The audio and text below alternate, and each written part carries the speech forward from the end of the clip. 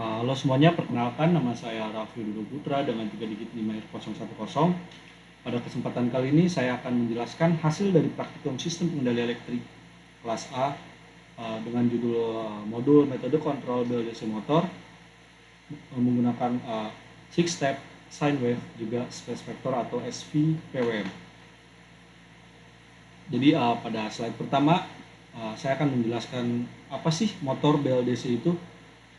Motor BLDC adalah sebuah jenis motor listrik sinkron yang menggunakan sumber arus searah atau DC namun tidak menggunakan brush untuk proses komutasinya. Sebagai gantinya, motor ini menggunakan komutasi elektronik yang diatur oleh controller eksternal untuk mengalirkan arus ke lilitan motor. Dan untuk komponen utama dari motor BLDC itu terdiri dari beberapa bagian yang penting, yaitu stator, rotor, juga sensor. Di mana stator itu adalah bagian yang diam yang terdiri dari kumparan tembaga, biasanya dia 3 fasa gitu.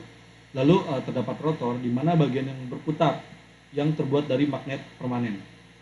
Juga ada sensor posisi, biasanya berupa sensor Hall yang berfungsi untuk mendeteksi posisi kutub magnet rotor agar controller tahu kapan harus memindahkan aliran arus. Pada slide ini saya akan menjelaskan apa sih metode 6 step.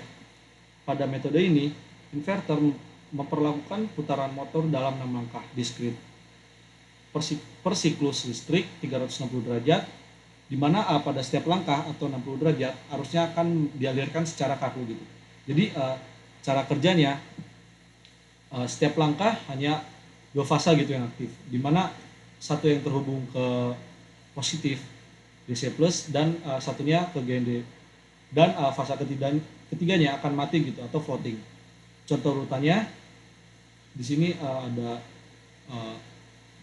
U dan V yang aktif, lalu ada U dan W dan seterusnya. Lalu untuk karakteristik sinyalnya, dia berbentuk gelombang back EMF yang idealnya terbentuk trapesium gitu, seperti yang ditampilkan pada gambar berikut. Lalu pada slide selanjutnya saya akan menjelaskan tentang metode sine wave gitu, dimana tujuan dari sine wave tersebut adalah membuat tegangan rata-rata yang keluar ke motor berbentuk gelombang sinus gitu, bukan kotak-kotak gitu, kaku seperti 6 step. Jadi untuk metodenya, di mana microcontroller membandingkan 2 sinyal gitu, sinyal referensi juga sinyal carrier. Jika sinus lebih besar daripada segitiga, maka saklar akan on gitu. Dan juga jika sinus lebih kecil daripada segitiga, maka saklar akan off. Untuk kelemahannya pada sine wave itu adalah inverter memiliki batasan tegangan supply gitu. Pada SPWM, untuk menjaga gelombang tetap sinus sempurna tanpa terpotong, kita tidak bisa menggunakan 100% dari tegangan baterai.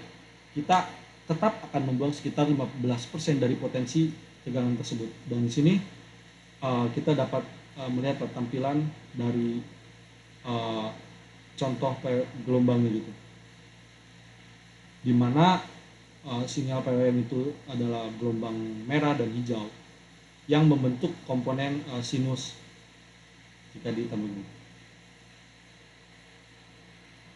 Jadi kita dapat melihat lagi di mana gelombang PWM tersebut akan membesar dan mengecil. Pada saat gelombang PWM tersebut membesar, menunjukkan bahwa dia pada di posisi on gitu. Dan pada saat gelombang mengecil, dia akan menunjukkan posisi off. Lalu pada saya akan menjelaskan tentang metode space vector, di mana metode ini adalah metode modern yang dirancang untuk mengatasi kelemahan dari SPWM. Metode ini adalah standar industri saat ini gitu untuk kendaraan listrik dan juga robotika presisi. Jadi untuk konsep dasarnya adalah dengan alih-alih memikirkan tiga fase secara terpisah, yaitu fase U, V, dan W, SPWM melihat inverter sebagai satu kesatuan yang menghasilkan sebuah vektor tegangan di mana di dalam tersebut adalah ruang segi 6 gitu atau heksagon. Dan untuk cara kerjanya, inverter tiga fasa memiliki 8 kemungkinan kombinasi saklar, yaitu 001, 000, 001 sampai seterusnya gitu. Dan juga 6 kombinasi menghasilkan tegangan di mana vektor aktif. Dan juga 2 kombinasi adalah 0 atau short circuit atau vektor 0. SPWM menghitung kombinasi di mana yang harus dinyalakan dan juga berapa lama durasinya untuk membentuk resultan vektor putar yang mulus dan juga panjangnya maksimal gitu. Juga untuk keunggulan utama dari metode SPWM ini adalah menyuntikkan harmonisa urutan ketiga atau third harmonic induction ke dalam sinyal referensi yang akibatnya bentuk gelombang tegangan dari fase ke netral akan terlihat aneh seperti pelana kuda gitu. Namun tegangan antar fasa yang dirasakan motor tetap sinus sempurna dan amplitudenya lebih tinggi 15% dari SPWM biasanya gitu. Pada slide ini di sini kita bisa melihat perbandingan dari SPWM juga SVPWM, di mana pada grafik ini adalah grafik SPWM atau sine wave modulation, dan juga di sini adalah space vector modulation, di mana grafiknya tersebut yang ditampilkan itu beda.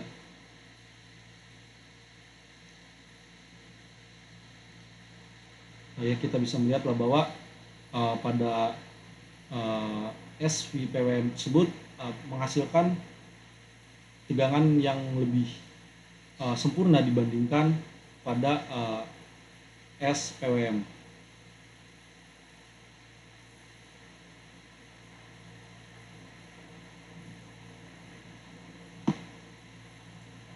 Lalu pada slide selanjutnya di sini menjelaskan tentang hasil dari praktikum LED blink menggunakan LED blink blue pill.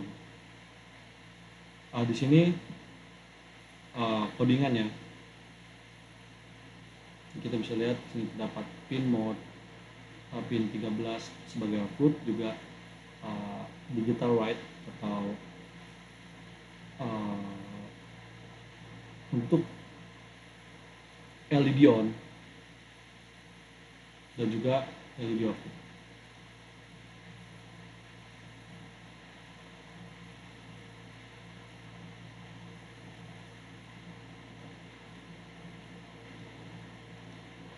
Kita bisa lihat di sini pada LED dari si blue pill-nya tersebut dia berkedip.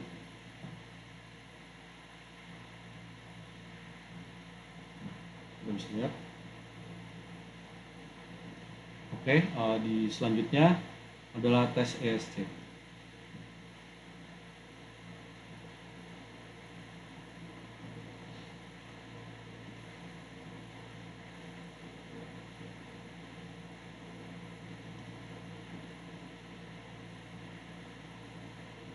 Dimana pada ESC tersebut kita bisa melihat bahwa LED-nya di situ blink juga, kurang lebih sama seperti percobaan sebelumnya, namun percobaan ini menggunakan ESC gitu.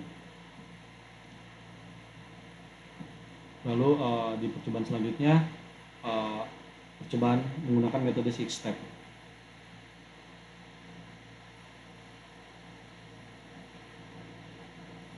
Nah, seperti yang kita lihat di sini dari osiloskop itu menampilkan hasil grafik yang dia bergerak ke kanan dan ke kiri.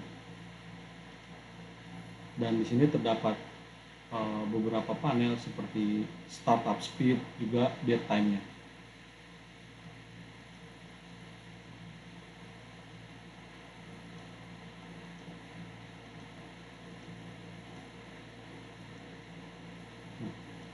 Kita bisa lihat pada osiloskop dia grafiknya itu dia bergerak maju dan mundur karena Di situ adalah respon dari sensor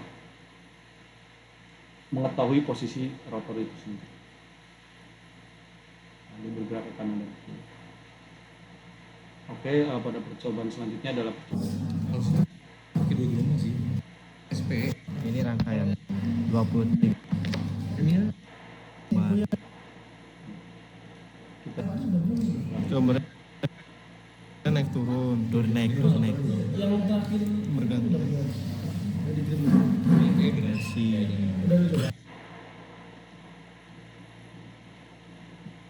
lalu pada percobaan kali ini percobaan SPPWM atau vector pulse width modulation.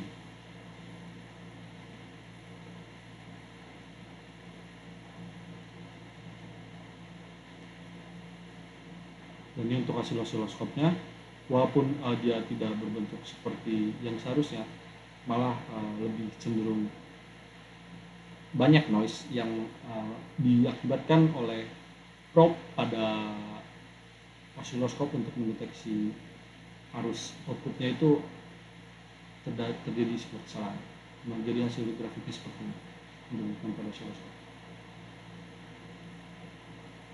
Dan di sini terdapat tabel kelebihan dan kekurangan metode pengendalian, di mana untuk metode 6 step itu sederhana dan juga mudah gitu. 6 step adalah sebuah algoritma yang paling simpel, di mana mudah gitu diprogram bahkan pada microcontroller murah. Juga sensor yang minim gitu, di mana pada 6 step itu hanya menggunakan sensor Hall yang cukup relatif murah lagi. Juga untuk poin selanjutnya ada pemanfaatan tegangan, di mana pada 6 step commutation ini itu mampu memanfaatkan 100% tegangan untuk menghasilkan kecepatan yang maksimum. Namun untuk kekurangannya, di mana pada metode 6 step ini dia menghasilkan torsi ripple yang tinggi gitu, sehingga mengakibatkan terasanya ada getaran atau hentakan setiap perpindahan sektor itu sendiri terjadi setiap 60 derajat. Juga menghasilkan suara yang berisik, juga kadang kurang halus pada kecepatan rendah. Lalu untuk kelebihan pada metode sine wave, dia suaranya senyap, putarannya lebih halus, juga respon yang lebih baik gitu.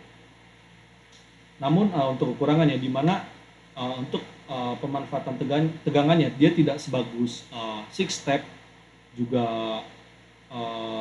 space vector, di mana sine wave ini hanya mampu memanfaatkan sekitar 86,6% dari tegangan DC-nya gitu, sehingga motor tidak bisa mencapai top speed tertingginya setinggi metode 6 step dengan baterai yang sama gitu. Dan juga kekurangan poin keduanya adalah switching loss, di mana rugi daya pada transistor lebih tinggi karena frekuensi switching yang terus menerus pada ketiga fase.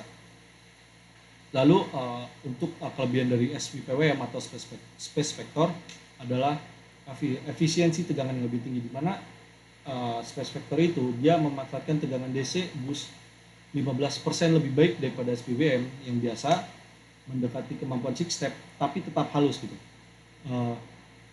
Lalu untuk kelebihan yang kedua, dia kualitas gelombang terbaik, di mana menghasilkan harmonisa arus paling rendah, juga mengakibatkan motor itu sangat dingin dan juga efisien gitu. Lalu pada kelebihan poin ketiga, dia atau space vector itu sendiri adalah torsinya yang lebih stabil gitu, di mana sangat ideal gitu untuk pengaplikasian presisi seperti robotika dan juga mobil listrik bila digabungkan dengan metode kontrol FOC atau Field Oriented Control. Namun untuk kekurangannya dari si SPPWM ini adalah sangat rumit gitu, dimana dia itu membutuhkan sebuah perhitungan matematika yang kompleks seperti transformasi Clark dan part dan juga trigonometri. Juga hardware yang tergolong mahal seperti microcontroller yang canggih, biasanya menggunakan microcontroller yang 32 bit DSP atau FPGA untuk menghitung vektor secara real time. Juga debugging yang sulit gitu, lebih susah, sehingga lebih susah gitu mencari kesalahan program dibandingkan metode lainnya.